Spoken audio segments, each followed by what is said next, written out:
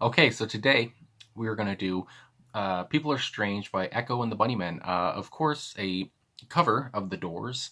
And somebody said since I've done Echo and the Bunnymen and since I love The Doors so much, I should react to their cover, which was from the movie The Lost Boys. I never saw The Lost Boys, but I do see that Kiefer Sutherland was in it. So yeah, I might have to give that a watch. But anyway, today we're going to do this, and I'm excited to see what their version sounds like. So let's get into this and talk about it after.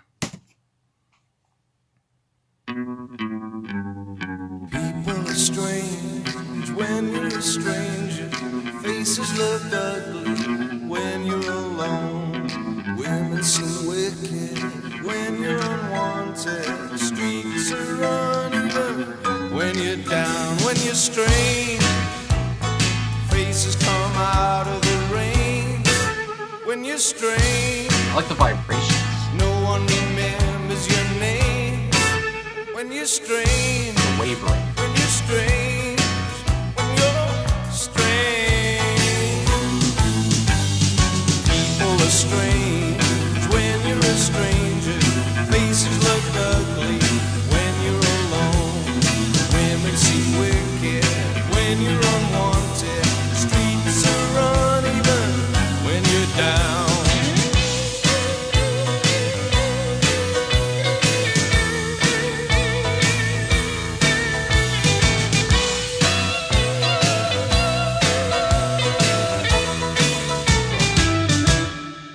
When you're strange, Kind of sound like Jim there. faces come out of the rain.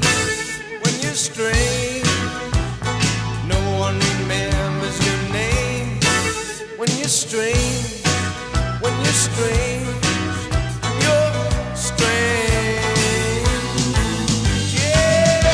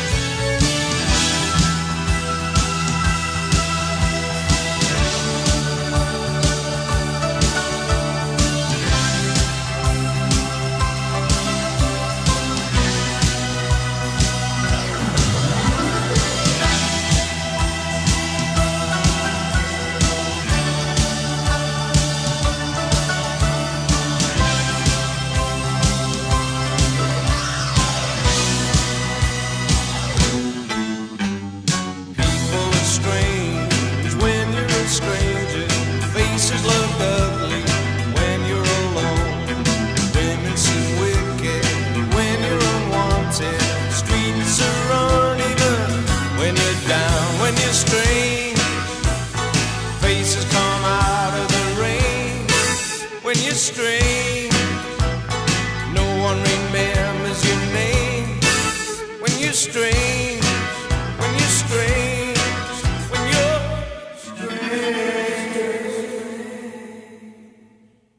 Whoa. Okay. Echo and the Bunnymen. People Are Strange. My gosh, I got a lot going through my head. I gotta say, just since it ended right there, so right off the bat, I have to say, I don't know if that was an echo of Jim's voice or not, but it sounded a lot like Jim at the end there. And also, because I was looking at song facts as well as I was listening to this, because I wanted to learn more, and as I listened, I guess. But I do see that Ray Manzarek produced this song, which I'm happy to see because I guess I'm just happy to see that he was in on this, and I just loved Ray Manzarek. It sucks that he died of cancer, but I mean he was like 74, but still, yeah, I just loved Ray Manzarek so much. But anyway, he was such a great keyboardist, and also I guess just speaking of that, I do see here that it says Manzarek also played keyboards on this song and on a couple other Echo and the Bunnymen songs, which is and on a cover of Soul Kitchen from The Doors, which is one of my favorite songs. So yeah, I never knew any of this, so yeah, I like this a lot. I gotta say I liked what I heard. I'm sorry, I got so much on my mind I want to put out there. Okay, so yeah, Ian's voice, Ian McCullough on vocals. I thought that I don't know if he was trying to sound like Jim or not. I don't know. I feel like he wasn't. I feel like it was just, and I don't imagine Ray Manzarek would tell him try to sound like Jim, try to make your voice deeper and all this stuff. So just on his own, I never really actually honestly thought of him and Jim sounding the same. But there was parts in there where I was like, is that like a Jim echo, or are they putting Jim's voice in this a little bit or at all? Um, but yeah, like I said at the end there as well. And when he would sing, I guess the chorus, when he said "People are strange," and just I guess when the song would slow down, I guess the whole song, he was kind of slowed down. I mean, his voice wasn't really being strained or something like that. But yeah, just kind of the laid back kind of sound that Jim had in that song as well. He really kind of did that as well here, and at points I thought it sounded like Jim a lot. And which leads me to this quote I want to read here, just because I didn't know. It says, guitarist Will Sargent said, "We used to get compared to the Doors. I don't know why. It's probably because Mac, Ian, had that kind of lower voice, similar to Jim Morrison. He never liked the Doors when we started out. He sort of got into them as weeks went on because I was always playing the tapes in the van. Then he got into the whole thing." So yeah, I never really just listening to Echo and the Bunnymen. I don't think I've ever made the connection before that they sounded like the Doors, but obviously here they sounded like the Doors. And there was parts where it kind of sounded like when they broke it down, it sounded like the '60s. It sounded like it was the Doors, but also a part as well, more I guess for the whole song. It sounded like if the Doors made the song in the '80s, this is what it would sound like. And also, I like this song was about 3.5 minutes. It was about a minute or so longer than the Doors' version, which was basically, I would say, with the whole interplay between the organ or the keyboards. I can't find the personnel. Every personnel here just redirects to the Doors, so I don't want to like say something, get it wrong here.